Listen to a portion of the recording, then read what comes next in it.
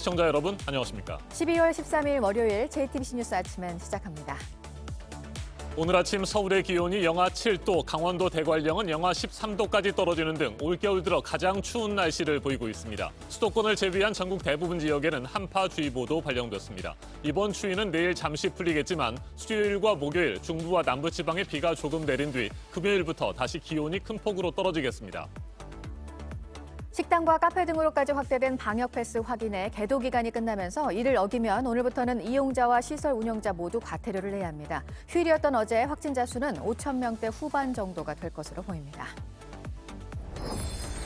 국내 오미크론 변이 바이러스 감염자가 15명 더 늘어나 모두 90명이 됐습니다. 신규 감염자 7명은 전북에 거주 중인 외국인 유학생과 관련이 있는 것으로 나타났습니다.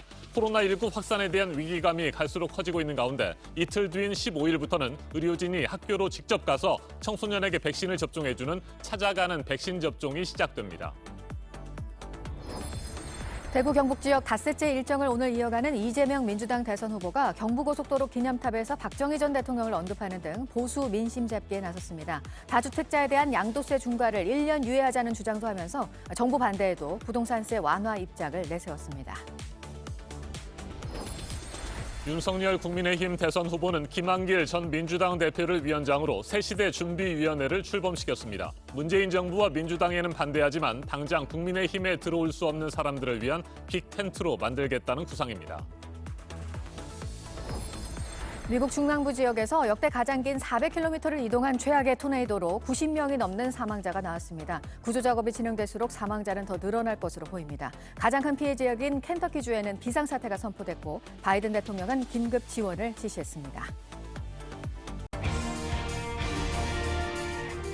오늘 아침 서울의 기온이 영하 7도까지 떨어졌습니다. 강원도 대관령의 수은주는 영하 13도를 기록하는 등 올겨울 들어 가장 추운 날씨를 보이고 있습니다.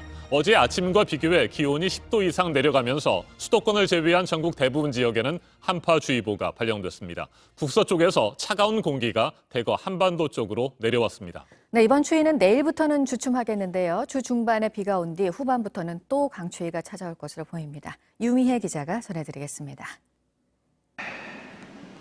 북서쪽에서 내려온 찬 공기의 영향으로 한반도 내륙 지도가 새파랗게 변했습니다.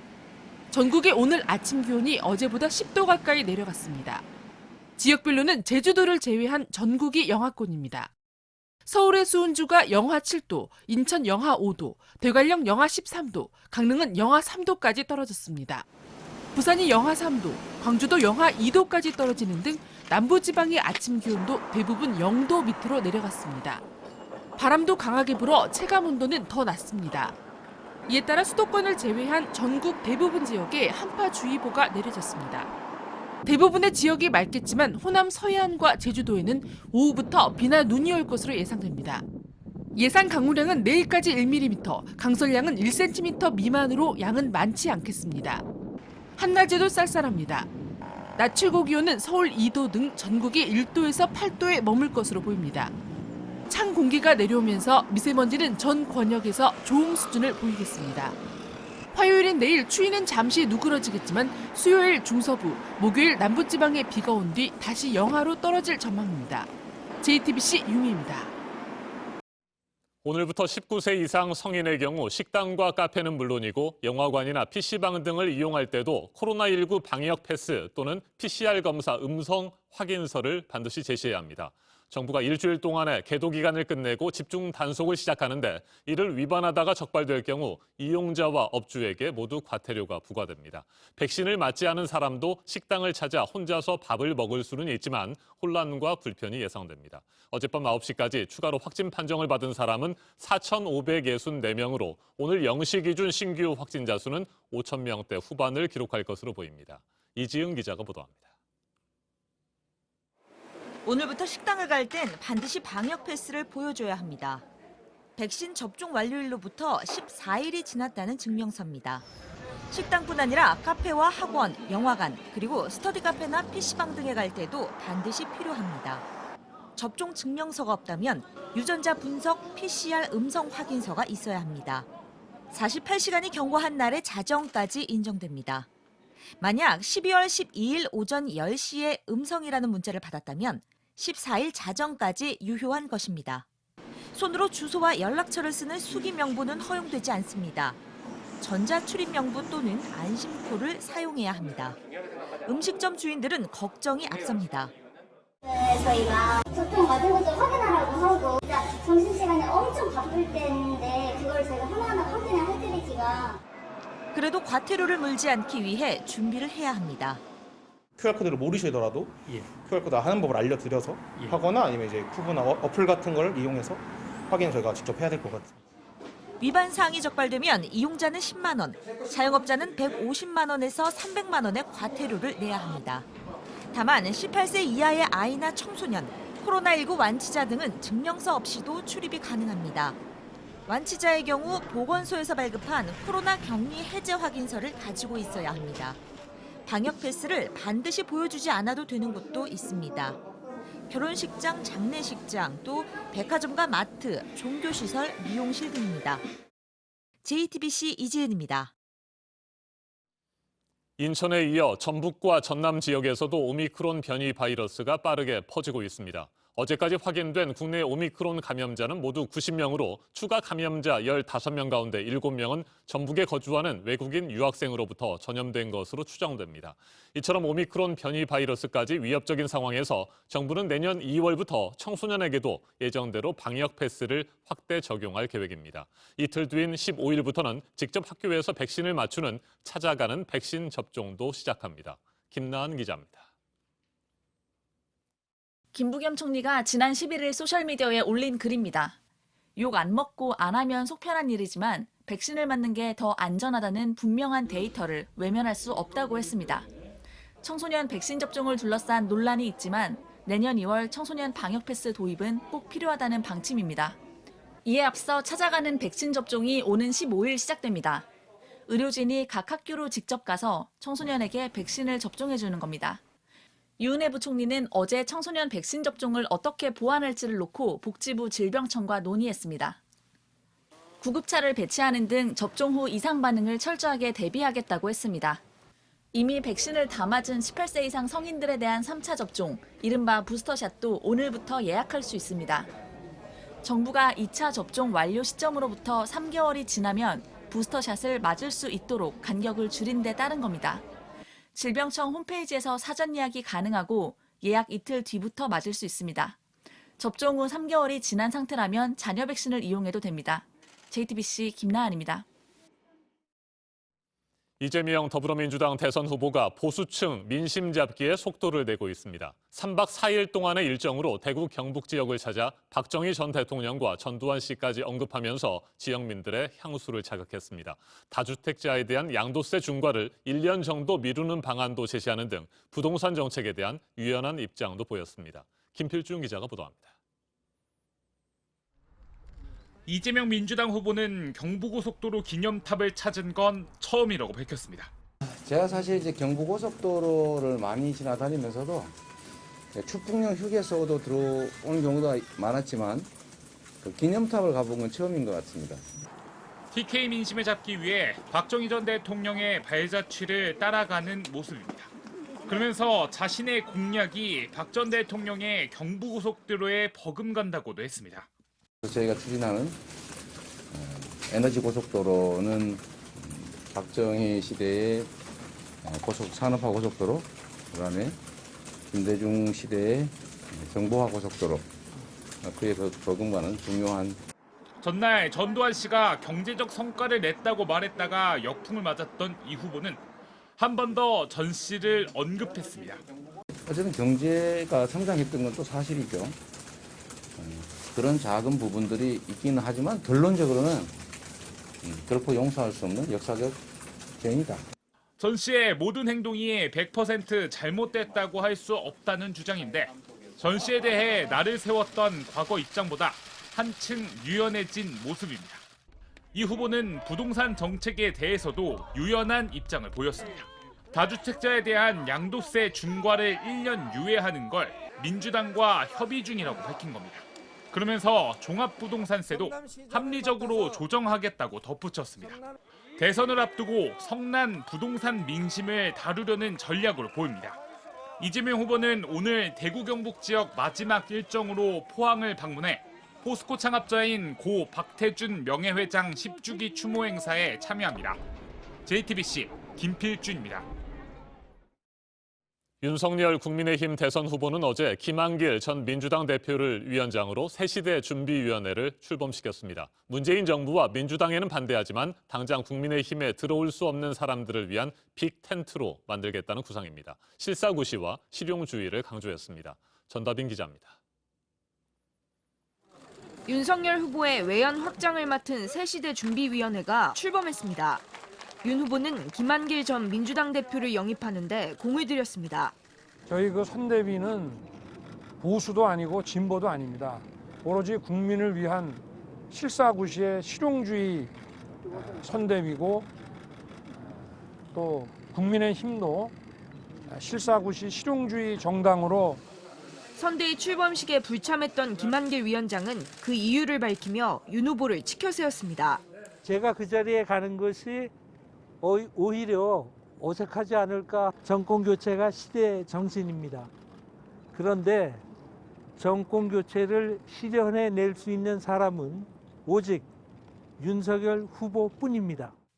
새시대 준비 관계자는 정권 교체엔 동의하지만 당장 국민의힘에 입당하긴 어려운 분들이 내일부터 합류하게 될 것이라고 했습니다. 이런 가운데 윤 후보는 일명 N번방 방지법을 두고 이재명 후보에 날을 세웠습니다. 이 후보는 이 법이 사전 검열이 아니라고 옹호했지만 윤 후보는 절대 다수의 선량한 시민에게 검열의 공포를 안겨준다며 귀여운 고양이, 사랑하는 가족의 사진도 검열의 대상이 된다고 비판했습니다. 윤 후보 배우자 김건희 씨에 대해 이준석 대표는 직접 만나보니 여권의 표현은 전혀 맞지 않다고 발언했습니다. 이 대표는 민주당이 묘사하고 싶어하는 김건희 리스크의 모습은 온당하지도 잘 실현되지도 않을 것이라고 했습니다. 그러면서 공적 영역에 살던 인물이 아니라 아직 준비가 부족하다며 공개적으로 활동할지는 아직 알 수 없다는 취지로 말했습니다. JTBC 전다빈입니다. 자신을 성폭행범으로 신고한 여성의 집에 찾아가서 흉기로 가족을 위협하고 그 어머니를 결국 숨지게 만든 남성이 어젯밤에 구속이 됐습니다. 경찰의 뒤늦은 대처에 대한 논란이 또 일고 있는데요. 이 남성은 역시 우발적인 범행을 주장하고 있지만 신고에 앙심을 품고 범행을 계획한 건지 경찰이 조사하고 있습니다. 박태인 기자입니다. 보복살인 맞나요? 죄송합니다. 얼굴을 두 손으로 가린 채 법원을 향한 20대 이모 씨. 이 씨는 지난 10일 자신을 성폭행범으로 신고한 A 씨의 집을 찾아갔습니다. 흉기도 미리 준비한 상태였습니다. 흉기는 경찰 신변 보호를 받던 A 씨가 아닌 A 씨 가족을 향했습니다. A 씨 어머니는 살해됐고 동생은 중태에 빠졌습니다. 경찰은 이 씨에게 살인과 살인 미수 혐의를 적용했습니다. 이 씨는 겁만 주려 했다며 우발적 살인을 주장 중인 것으로 알려졌습니다. 하지만 JTBC 취재 결과는 다릅니다. 이 씨는 자취하던 천안 집에서 미리 흉기를 챙겨왔고 범행 전 인근에서 흉기를 추가로 산 것으로 파악됐습니다. 한 개가 아닌 여러 흉기를 준비한 겁니다. 또 A 씨가 사는 빌라 공동 현관문 비밀번호를 알기 위해 인근에서 주민들이 누르는 번호를 훔쳐보기도 한 것으로 알려졌습니다. 경찰은 계획범죄의 정황으로 보고 있습니다. 강력범죄 조짐은 이미 며칠 전부터 있었습니다. 이 씨는 범행 나흘 전 경찰 조사를 받았습니다. 휴대폰도 없는 A 씨를 이 씨가 자신의 본가인 청도로 데려갔고 당시 A 씨의 아버지가 경찰 신고로 위치 추적 끝에 A 씨를 발견한 겁니다. 당시 경찰은 이 씨의 신병을 확보하지는 않았습니다. 경찰은 이 씨에게 성폭행과 감금 혐의도 적용할지 검토 중입니다. 하지만 이미 너무 뒤늦은 대처 아니냐는 지적도 나옵니다. JTBC 박태인입니다. 네, 잠시 뒤에 전해드리겠지만 역대급 토네이도가 지나간 미국 중남부 지역 곳곳이 그야말로 폐허가 됐고요. 사상자 가운데는 창고가 무너져 내려서 목숨을 잃은 아마존 직원도 있는데요. 그런데 아마존 창업주가 이 와중에 우주여행 성공을 축하하는 메시지를 내서 비난을 받고 있습니다. 워싱턴 김필규 특파원이 전해드립니다. 6명의 민간인이 블루 오리진의 우주선 뉴 셰퍼드에 오릅니다. 4, command engine start. 2, 1. 고도 107km까지 올라간 우주선은 10분 13초간의 여행을 마치고 서부 텍사스 사막에 착륙했습니다. 이번 여행엔 미 프로풋볼 스타 출신 방송 진행자인 마이클 스트레이엔과 미국 최초의 우주인 앨런 셰퍼드의 딸이 초청됐습니다. 그 밖에 4명은 거액을 내고 로켓에 올랐습니다. 베이조스는 블루 오리진의 3번째 우주여행을 마치고 돌아온 이들을 마중 나가 직접 기념 배지를 달아줬습니다. 또 이들과 미리 찍은 사진을 소셜미디어에 올리며 성공을 자축했습니다. 하지만 댓글창을 비롯해 현지 매체에선 베이조스를 비판하는 목소리가 잇따랐습니다. 바로 직전 켄터키 등 중부 지역에선 최악의 토네이도로 100명 가까운 사망자가 났기 때문입니다. 일리노이의 아마존 창고도 무너져 최소 6명이 숨졌습니다. 여전히 많은 직원이 실종 상태인데 이를 언급하지 않고 우주여행 성공만 기뻐했다는 겁니다. 뒤늦게 베이조스는 비극적인 소식이고 가슴이 아프다는 내용의 애도 성명을 냈습니다. 구조당국은 무너진 아마존 창고에서 추가 생존자가 없을 걸로 보고 구조 작업을 시신 수습 작업으로 전환했습니다. 워싱턴에서 JTBC 김필기입니다. 이번에는 오늘 아침 체크해봐야 할 뉴스들을 분야별로 살펴보겠습니다. 먼저 정치 분야입니다. 정의용 외교부 장관이 영국 리버풀에서 열린 주요 7개국 G7 외교개발 장관회의에서 하야시 요시마사 일본 신임 외무상을 만나 인사를 나눴습니다. 지난달 12일 취임한 하야시 외무상과 직접 만난 것은 처음입니다. 우호적인 분위기 속에서 짧게 대화를 나눴는데 과거사 문제 등 양국 현안에 대해서는 입장 차이를 좁히지 못한 것으로 전해졌습니다. 2030 세대 여성들을 중심으로 구성된 여성 유권자 단체가 어제 서울 여의도에 있는 여야 당사 앞에서 집회를 갖고 대선 후보들을 비판했습니다. 이재명 후보와 윤석열 후보 모두 여성 혐오적인 공약을 내놓고 있다며 남성 중심적인 정치인들이라고 비판했습니다. 호주를 방문한 문재인 대통령이 오늘 스콧 모리슨 호주 총리와 정상회담을 갖고 3박 4일 동안의 국빈 방문 일정을 본격적으로 시작합니다. 양국 정상회담에서는 올해 수교 60주년을 맞아 포괄적 전략 동반자 관계 협상을 합의하고 호주가 보유한 핵심 광물들에 대한 공급망 협력도 논의할 것으로 보입니다. 전기와 도시가스 요금이 내년 상반기까지는 동결될 것으로 보입니다. 공공요금이 올라가는 게 전반적인 물가 상승으로 이어질 수 있는 만큼 일단 내년 6월까지는 동결하는 걸 정부가 검토하고 있습니다. 오미크론 변이 확산의 여파로 물류난이 심각해지고 있습니다. 세계 각국의 봉쇄 조치 때문인데요. 컨테이너선 운임은 사실상 최고치를 기록했고 연말연시 물동량이 늘면 더 올라갈 것으로 보입니다. 국내 수출 기업들의 피해가 클 것으로 예상됩니다.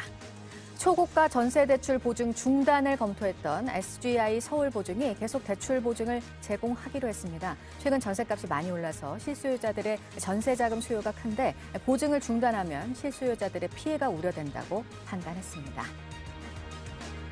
계속해서 사회 분야 뉴스입니다. 충남 천안의 산란개 농장에서 고병원성 조류 인플루엔자 확진 판정이 또 나왔습니다. 올겨울 산란개 농장에서 발생한 3번째 감염입니다. 고병원성 AI가 확산될 조짐을 보이자 정부는 달걀 수입을 재개하고 수입난에 대한 무관세 적용을 내년 6월까지 연장했습니다. 어젯밤 11시 반쯤 부산시 사하구의 한 치킨집에서 불이 났습니다. 다친 사람은 없었고 주방 도구들이 모두 타 소방서 추산 800여만 원의 재산 피해가 났습니다. 튀김기에서 처음 불이 시작된 것으로 알려졌는데 소방당국이 정확한 화재 원인을 조사하고 있습니다. 지난 토요일 서울 도심에서 진행된 집회에 소 2마리를 데리고 참가하려던 60대 농민이 경찰에 제지를 당하자 덕수궁 돌담길에 소를 버려두고 떠났습니다. 소들은 동물권 단체의 보호를 받으면서 길가에서 하룻밤을 보냈는데 경찰이 소를 주인에게 인계하고 동물보호법 위반 혐의로 주인을 조사하고 있습니다. 대한불교 조계종이 오늘 종단 최고 지도자를 뽑습니다. 13, 14대 종정으로 추대됐던 진제 스님의 임기가 내년 3월에 끝나서 10년 만에 15대 새 종정을 추대하게 됐습니다. 올해 한국 사회를 표현하는 사자성어로 대학 교수들이 묘서 동처를 꼽았는데요. 도둑을 잡아야 할 사람이 도둑과 한패가 됐다는 뜻의 사자성어입니다. 공리를 지키고 감시해야 할 사람들이 사육에 치우친 경우들이 많았다는 지적을 내놨습니다. 그룹 엑소의 중국 텐센트 뮤직 어워드 출연이 결국 무산이 됐습니다. 한한령 해제 신호로 받아들여졌었는데 공연 당일까지 출연 여부가 불분명했고 이렇게 무산이 되자 중국 팬들은 거짓 광고를 했다면서 불만을 쏟아냈습니다. 군 장병들에 대한 코로나 백신 추가 접종이 오늘 시작됩니다. 돌파 감염 사례 등이 늘면서 이달 말로 당겨진 부스터샷 일정을 다시 2주 앞당겼습니다. 포괄적, 점진적 환태평양 경제동반자 협정 가입 여부를 정부가 오늘 논의하는데요. 환태평양 경제동반자 협정에서 미국이 탈퇴하면서 일본과 호주 등 나머지 11개 나라가 맺은 자유무역협정입니다. 가입이 공식화되면 공청회, 국회 보고 등의 절차가 진행될 예정입니다. 청년 등을 대상으로 한 LH의 공공임대주택인 행복주택 올해 마지막 청약 접수를 오늘부터 받습니다. 7천 가구가량 물량의 80%가 수도권에 있고 서울에서는 1,000가구가 넘는 대단지가 공급이 됩니다. 분야별 뉴스들 체크해드렸습니다.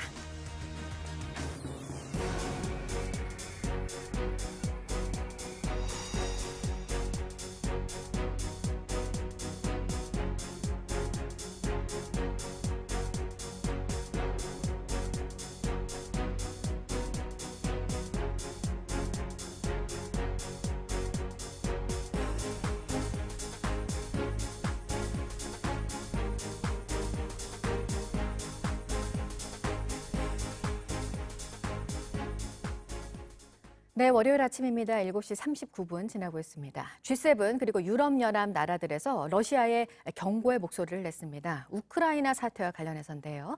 보도국 연결해서 알아보도록 하겠습니다. 박지훈 기자, 러시아 그리고 중국까지 겨냥을 했네요. 네, G7과 유럽연합 외교장관들이 영국 리버풀에서 4일간의 회담을 마치고 현지 시간 12일 공동으로 입장을 발표했습니다. 성명에는 우크라이나 국경지대에서 군사력을 확대하는 러시아에게 강력하게 경고하는 내용이 담겼습니다. 들어보시겠습니다. Well, what we have to do is deter Russia from taking that course of action. I've been very clear it would be a strategic mistake for Russia to do that. 네, G7 외교장관들은 중국에 대해서도 강압적 경제 정책에 대해서 우려한다고 밝혔습니다. 회담 참가자들은 중국이 아프리카 등 개발도상국에서 부채를 통해 영향력을 확대하는 것에 대해서 우려하고 대안적인 투자를 논의했습니다. 북한을 향해서는 미국의 대북 정책을 지지한다며 도발을 자제하고 외교 절차에 참여하라고 촉구했습니다. 이 성명은 지난 5월 G7 외교 개발장관 회의 발표 내용과 비슷한 수준입니다. 네, 지난 7월에 암살을 당한 IT 대통령과 관련해서 전해진 소식도 있는데 암살 당시에 들여다보고 있던 의혹이 있었다는 거죠. 네, 미국 뉴욕타임즈가 IT 관계자 4명의 진술을 토대로 모이즈 대통령이 IT 고위층의 마약 범죄 연루자 명단을 미국에 넘기려 했다고 보도했습니다. 뉴욕타임즈는 암살 사건 용의자들 가운데 일부는 모이즈 대통령이 작성하려 했던 명단을 회수하는 것이 암살 작전의 최우선의 임무였다고 자백했다고도 전했습니다. 모이즈 대통령이 작성하려던 명단 때문에 대통령과 IT 정재계 건물들이 지속적으로 충돌해왔던 것으로 알려졌습니다. 지난 7월 모이즈 대통령 암살을 실행한 콜롬비아 용병 등 용의자 40명이 체포됐지만 암살 동기와 배후는 아직까지 밝혀지지 않았습니다. 네, 어린 아이들은 보지 말아야 될 것 같은데 산타클로스 존재에 대해서 이탈리아 주교가 사과를 한 게 있죠? 네, CNN과 BBC에 따르면 이탈리아 시칠리아의 안토니오 스탈리아노 주교가 성 니콜라오 축일을 맞아 열린 예술 축제에서 했던 말입니다. 산타가 존재하지 않는다는 발언이 언론을 통해서 알려지자 부모들이 동심을 파괴한다면서 항의하였습니다. 결국 해당 교구 언론 담당 신부가 소셜미디어를 통해서 사과했습니다. 그러면서 주교의 진짜 의도는 산타클로스의 모델이자 가난한 이들에게 선물을 나누어 준 성 니콜라오의 얘기를 전해주고 크리스마스의 진정한 의미를 강조하려 했던 것이라고 설명했습니다. 지금까지 아침엔 지금 JTBC 박지윤입니다. 네, 어린아이들이 들어갈 수 없는 이 노키즈 존을 비롯해서 특정 나이대의 사람들이 갈 수 없는 곳이 있습니다. 외국에서는 낯선 우리나라의 풍경입니다. 구혜진 기자입니다. 40대부터는 예약을 하지 말라는 서울의 한 캠핑장. 심지어 20대, 30대여도 남성이 2명이거나 남자아이가 2 이상인 가족이면 예약을 받지 않습니다. 캠핑장 측은 40대 이상이 문제를 일으킬 가능성이 높다고 설명합니다. 20, 30대도 당연히 뭐 시끄러운 친구도 있고 되게 막 토하는 친구도 있고 확률이 너무 높아서 그런 거죠. 이런 분리 정책에 불쾌감을 표하는 이들이 적지 않습니다. 몇 세 이상 못 알아하는 데는 클럽 같은 느낌? 그런 식으로 운영한다는 그런 식으로 느낌이 좀 들어서 맞습니다. 얼마 전에는 대학 교수의 출입을 금지하는 이른바 노 교수존 술집도 등장했습니다. 괜히 눈치 보게 되고 내가 쉬러 온 건데 이제 갑자기 쉬러 온 게 아니게 돼버리니까. 나이를 기준으로 출입을 제한하는 건 노키즈존이 원조입니다. 가는 도중에 검색해보니까 노키즈다 이러면 갈 수가 없대. 그러면 이제 가고 싶은데 이렇게 이제 쪼르기 시작하는 거죠. 다른 나라에도 비슷한 개념이 있는지 물어봤습니다. Usually in any cafe we have so many child. I don't really think so. It's definitely anti-family, I would say. This. I mean, the people who have kids, they can't enjoy themselves. 한국 사회는 나이에 따라 공간이 분리되어 있다는 인상을 받았다고 합니다. My age is 26. She's age is 31.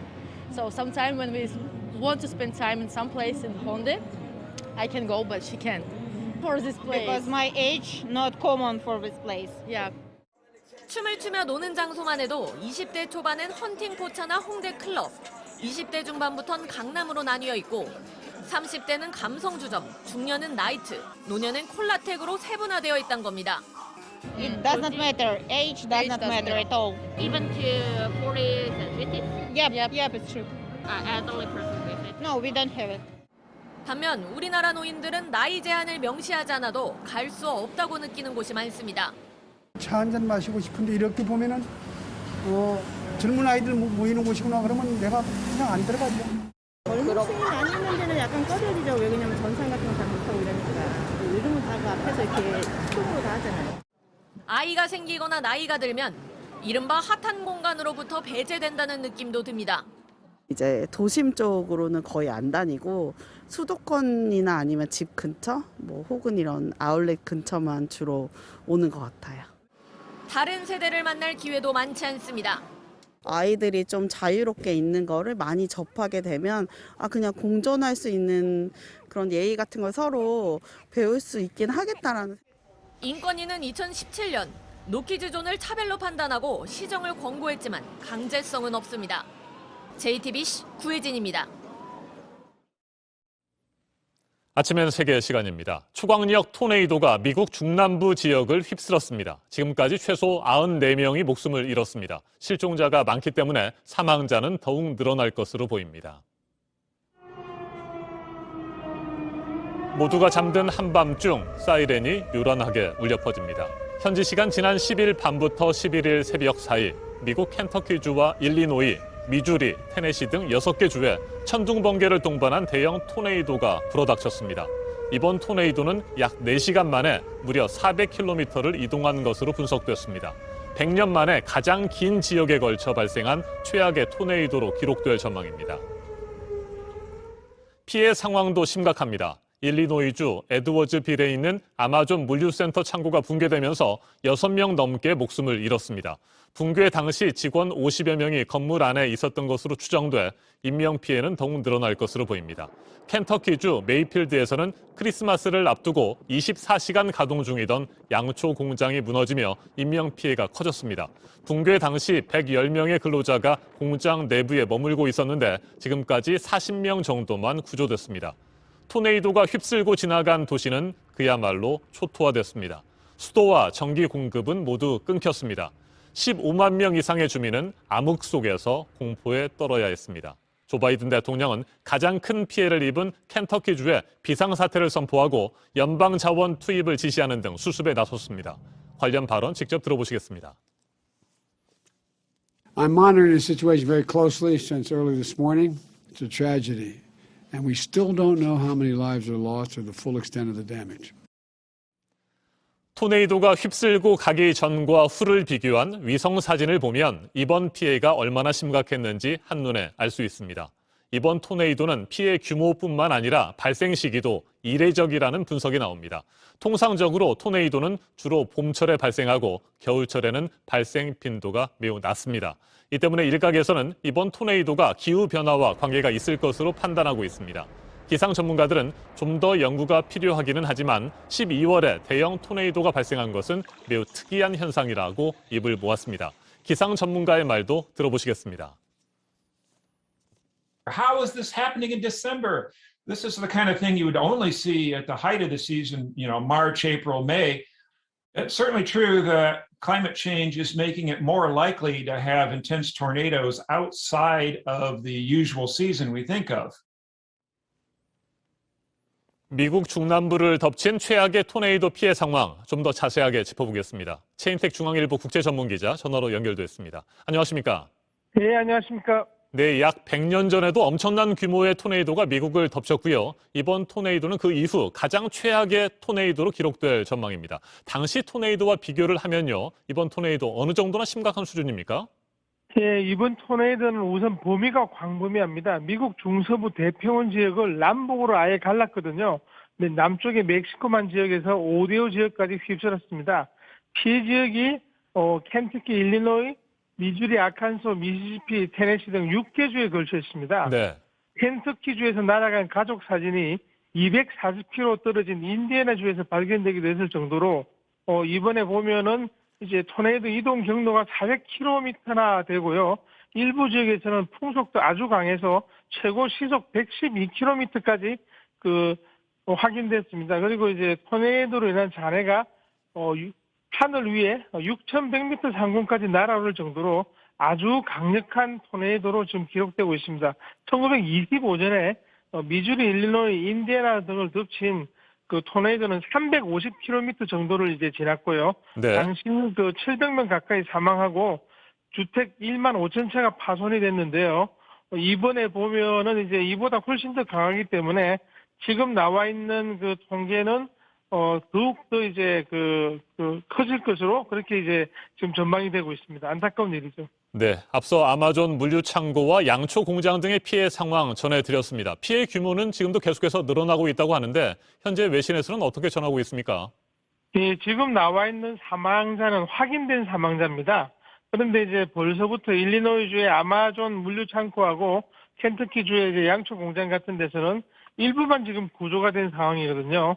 그렇기 때문에 이제 그 지역에서만 해도 벌써 사망자가 커질 것이고요. 또 우려가 되는 게 미시간주에서는 31만 이상, 그리고 오하이오주에서도 11만 이상의 가구가 지금 정전이 되고 있습니다. 정전이 되고 있으면은 어떤 요양원이라든지 병원 등 시설에서 어떤 이제 불행한 사건이 벌어질 가능성이 있다는 얘기인데요. 그런 것도 지금 현재 정전으로 서로 통신이 원활하지 못해서 정확한 상황을 파악하기 힘든 상황입니다. 그래서 날이 밝아지고 정확한 데이터가 나오면은 더욱더 이제 피해 상황이 커질 것으로 짐작이 되고 있습니다. 네, 일각에서는 이번 토네이도가 기후 변화로 인해서 이례적으로 겨울철인 12월에 발생했다고 보고 있습니다. 기상학계에서는 이번 토네이도의 원인 어떻게 분석하고 있는지 궁금해요.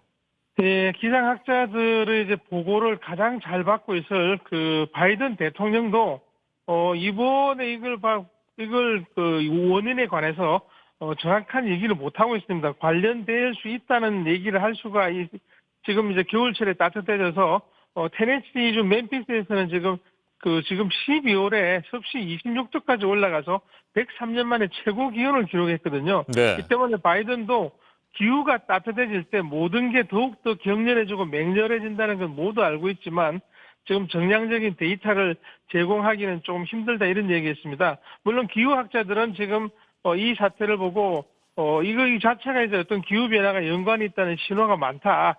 인구 밀집 지역에서 특히 발생했고 인간이 더 많은 도시를 이제 개발하는 지역에서 이런 전환이 더 커지고 있다는 지적을 하면서 관련이 있다는 주장을 하고 있는데요. 일부 토네이도 전문가는 아직 이제 어떤 데이터가 이제 풍부하지 않아서 통계적으로 기후 변화와 어떤 연관이 있는지는 좀 더 봐야 한다. 물론 기후 변화가 이제 어떤 허리케인, 가뭄, 홍수 이런 것과는 연관이 있다는 게 증명이 됐는데 아직까지 토네이도와 연관성은 조금 더 연구를 해야 된다. 이런 얘기들을 하고 있습니다. 그렇지만 지금 12월에 따뜻한 기후 때문에 이런 게 발생했다는 것은 거의 분명해 보이고 앞으로 더 큰 연구가 이제 진행될 것으로 그렇게 이제 예상이 됩니다. 알겠습니다. 말씀 잘 들었습니다. 체인텍 중앙일보 국제전문 기자였습니다. 미국 기상당국은 이번 토네이도의 정확한 원인과 규모 등을 파악하려면 며칠이 더 걸릴 것이라고 밝혔습니다. 그러면서 열대성 저기압이 동쪽으로 이동하고 있어서 앞으로도 며칠 더 기상 상황이 악화될 수 있다고 경고했습니다. CNN 방송은 토네이도가 루이지애나 북부에서 오하이오 남부까지 확장하고 있다며 이 지역 전역에 토네이도 주의보가 내려질 예정이라고 전했습니다. 지금까지 아침의 세계였습니다.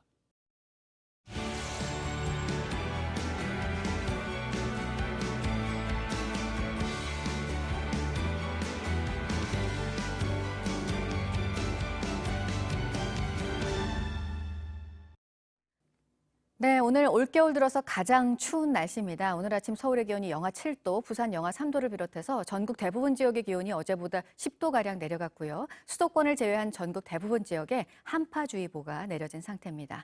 찬바람이 불면서 낮에도 춥겠습니다. 서울 2도 등 전국이 1도에서 8도로 예상됩니다. 추위는 내일부터는 주춤했다가 주 후반에 다시 강추위가 찾아올 것으로 예보됐습니다. 이상으로 JTBC 뉴스 아침엔 월요일 순서 모두 마치겠습니다. 내일 아침 7시 20분에 다시 찾아뵙겠습니다. 건강한 하루 보내시기 바랍니다. 고맙습니다.